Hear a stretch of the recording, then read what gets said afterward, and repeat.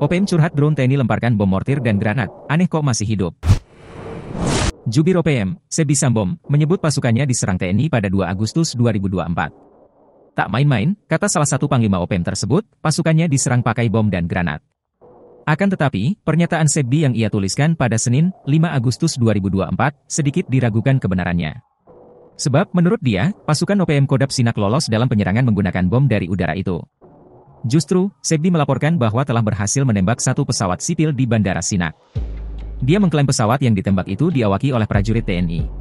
Pesawat sipil tidak boleh masuk dalam wilayah konflik bersenjata, katanya. Ia mencurigai pesawat tersebut akan mendistribusikan pasukan dan logistik yang nantinya disebar ke daerah-daerah konflik bersenjata di Papua. Dalam penembakan itu juga terjadi pertempuran antara TNI dan pasukan OPM Kodam Sinak. Baku tembak itu terjadi selama 2 jam sejak pukul 10 hingga pukul 12 waktu setempat.